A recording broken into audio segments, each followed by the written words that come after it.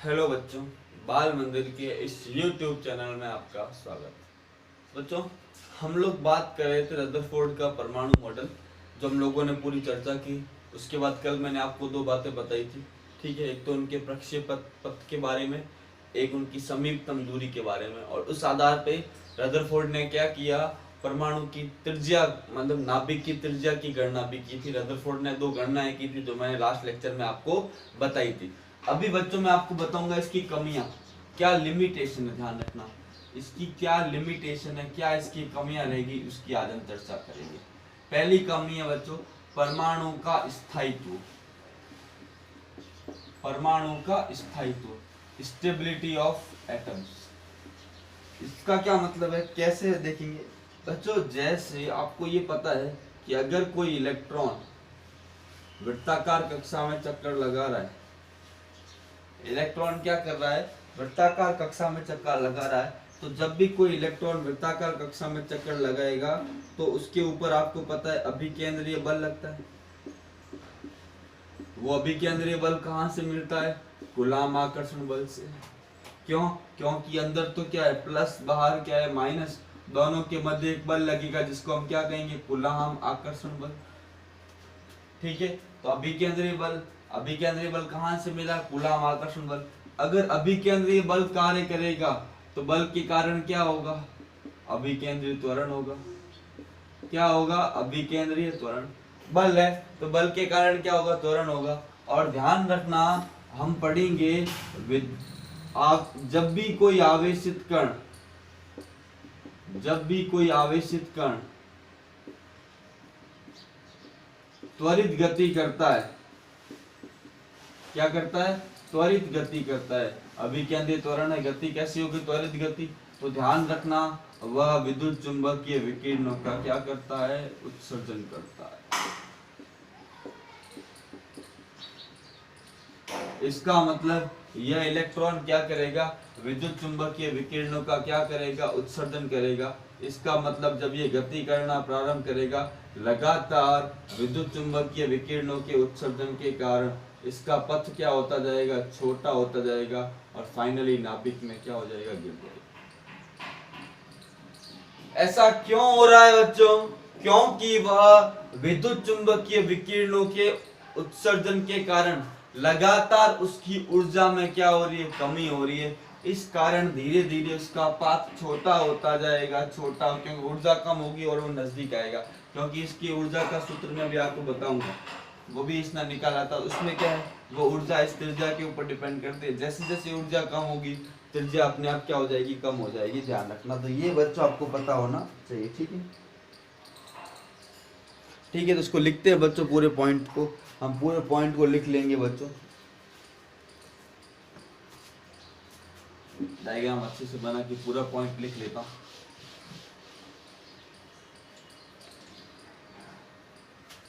पहले चित्र बना लेता हूँ बच्चों।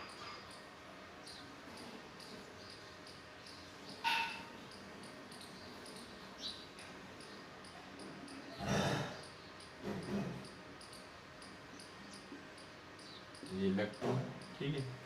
तो ये इसको एक बार इस चित्र है छोटा सा, कोई दिक्कत नहीं। अब मैं इसको नोट कर लेता हूँ पूरे पॉइंट को। फिर नाभिक के चारों ओर, नाभिक के चारों ओर गति कर रहे इलेक्ट्रॉन, गति कर रहे इलेक्ट्रॉन पर अभिकेंद्रीय बल लगता है।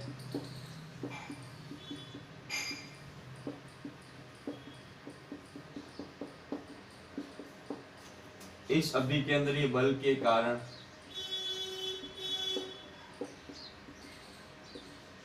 इस अभिकेंद्रीय बल के कारण अभिकेंद्रीय त्वरण कार्य करता है।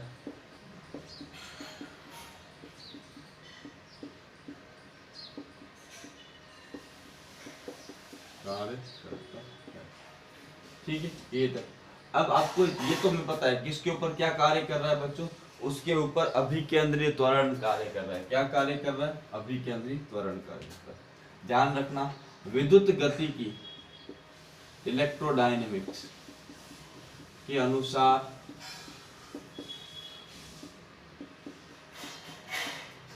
जब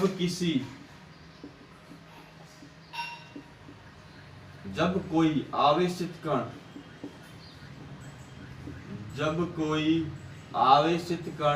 त्वरित गति करता है,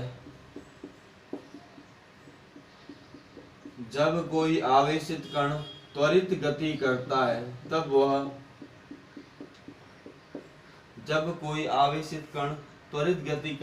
तब वह विद्युत चुंबकीय विकिरणों का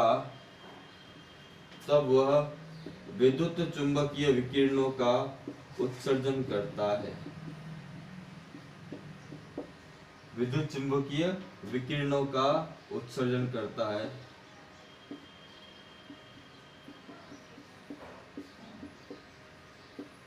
इस कारण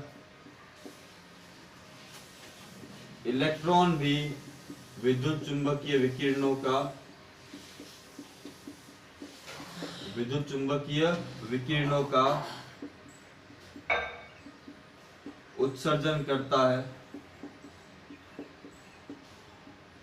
उत्सर्जन करता है जिससे इलेक्ट्रॉन की ऊर्जा लगातार घटती जाती है। इलेक्ट्रॉन की ऊर्जा क्या है? लगातार घटती जाएगी। इस कारण इलेक्ट्रॉन के पथ की त्रिज्या लगातार घटते हुए अंत में इलेक्ट्रॉन नाभिक में समा जाता है, नाभिक में गिर जाता है।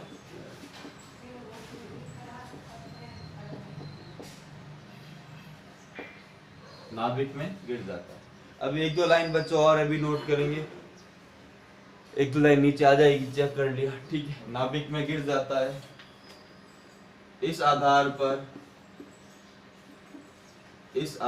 पर परमाणु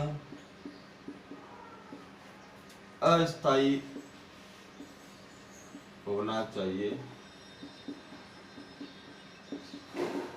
जबकि वास्तव में परमाणु क्या होता है? स्थायी। जबकि वास्तव में परमाणु स्थायी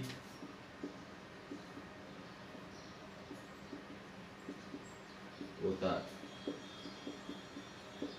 तो ये पहला पॉइंट है बच्चों। भाषा के रूप में मैंने सारी बातें आपको बता दी। अभी आप इसको अच्छे से क्या कर लो, अच्छे से इसका स्क्रीनशॉट ले लो, फिर मैं दूसरे पॉइंट की बात करता हूँ।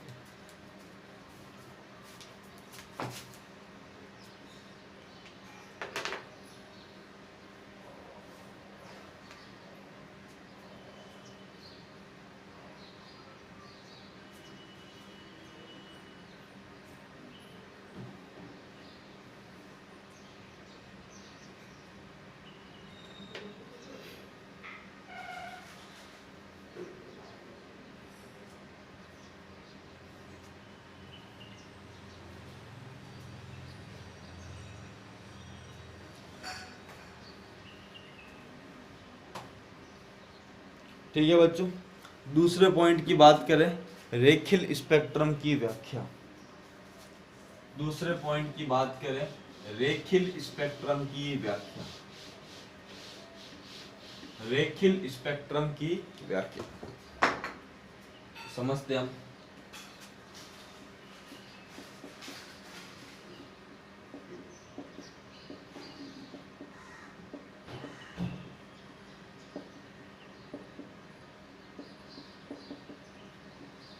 ये पॉइंट क्या कहता है बच्चों?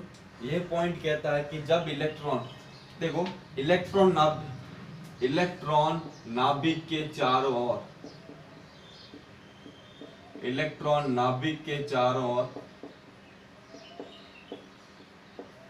सभी संभव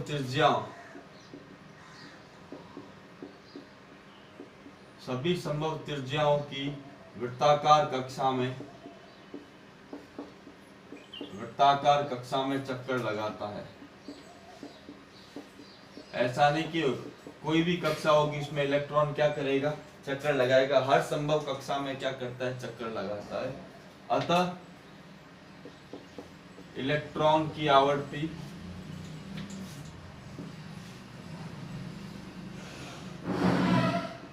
इलेक्ट्रॉन सभी संभव इलेक्ट्रॉन की आवर्ती मतलब वो चक्कर लगा रहा है, वो किस फ्रीक्वेंसी से चक्कर लगा रहा है। आवर्ती के इलेक्ट्रॉन की आवर्ती, इलेक्ट्रॉन की गति की आवर्ती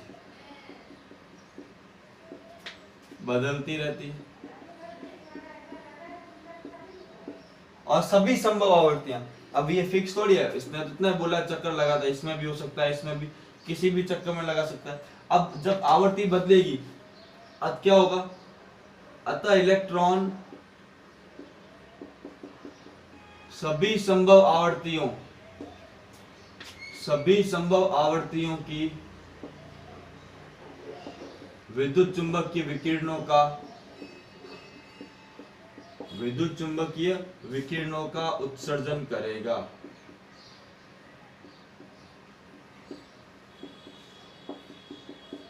इस कारण उत्सर्जित विद्युत चुंबकीय विकिरणों का स्पेक्ट्रम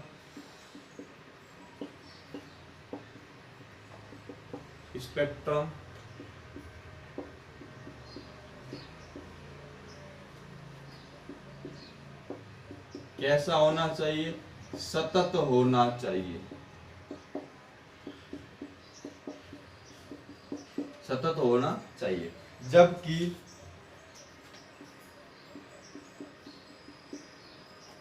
अध्ययन करने पर यह प्राप्त हुआ,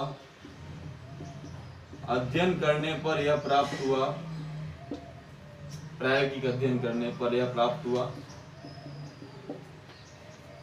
जबकि प्रायोगिक अध्ययन करने पर यह प्राप्त हुआ कि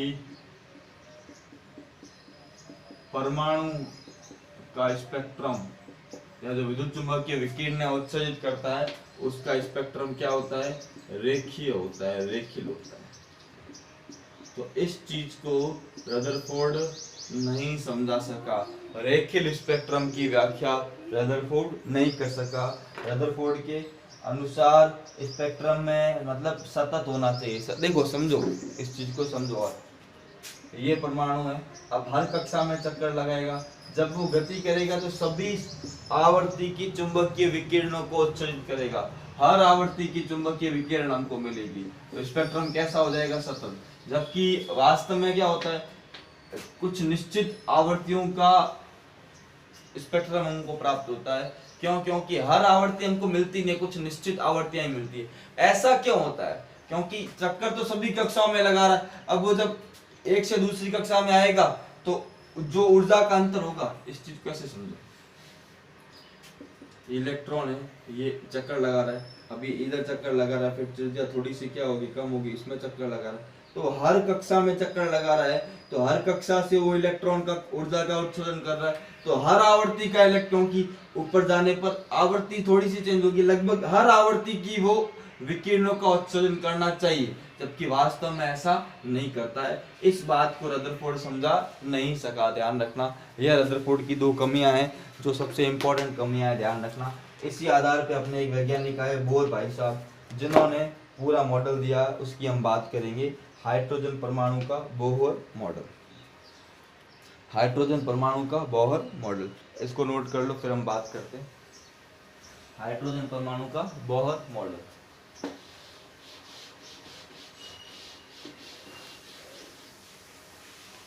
हाइड्रोजन परमाणु का बोहर मॉडल।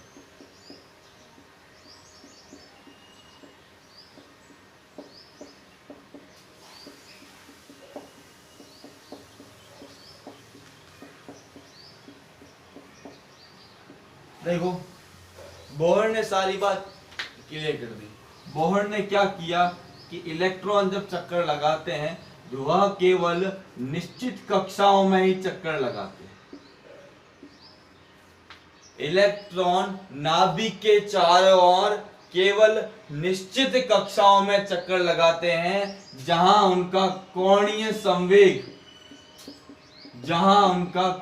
संवेग h/2 का पूर्ण गुणज होता है। हर कक्षा में इलेक्ट्रॉन चक्कर नहीं लगाते, इलेक्ट्रॉन केवल निश्चित कक्षाओं में चक्कर लगाते। सबसे इंपॉर्टेंट बात, बोर ने क्या बोला कि जहां पर ये चीज कोणीय संवेग क्या होता है, कोणीय संवेग होता है mvr, पढ़ा होगा आपने, ठीक है। mv संवेग इंटू r, कोणीय संवेग क्या हो जाएगा nh/2। जहां पर यह शर्त कंडीशन फॉलो होगी उसी कक्षा में इलेक्ट्रॉन चक्कर लगाएगा, और उस कक्षा में चक्कर लगाता इलेक्ट्रॉन ना तो ऊर्जा का उत्सर्जन करेगा ना ही ऊर्जा का अवशोषण। इलेक्ट्रॉन जब किसी कक्षा में चक्कर लगाता है तो वह ना तो ऊर्जा का उत्सर्जन करेगा और ना ही ऊर्जा का अवशोषण करेगा। ध्यान रखना, फिक्स कक्षाओं में चक्कर लगाएगा।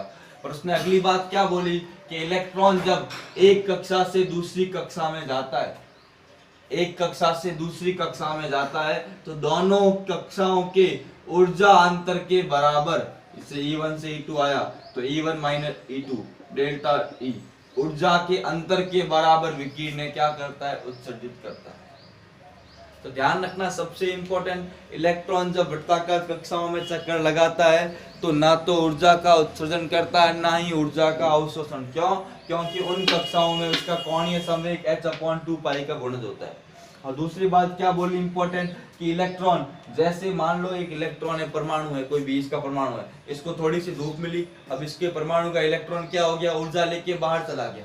ऊर्जा लेके कहाँ चला गया, जैसे इसको समझो ये इलेक्ट्रॉन है, यहाँ पे चक्कर लगा रहा है, थोड़ी सी इसको ऊर्जा मिल गई, कहीं से यहाँ चला गया।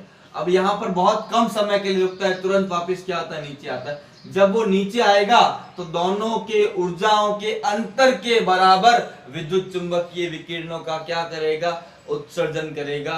ये हमें ध्यान रखना है बच्चों, ठीक है। और एक और बात तो पता है कि इलेक्ट्रॉन जब चक्कर लगाता है तो आपको पता है कि जो कोणीय संवेग होता है, जो अभिकेंद्री बल होता है, वो कहाँ से प्राप्त होता है, कि कूलाम आकर्षण बल के Q1 Q2/r²। ये चीज तो आपको पता ही है।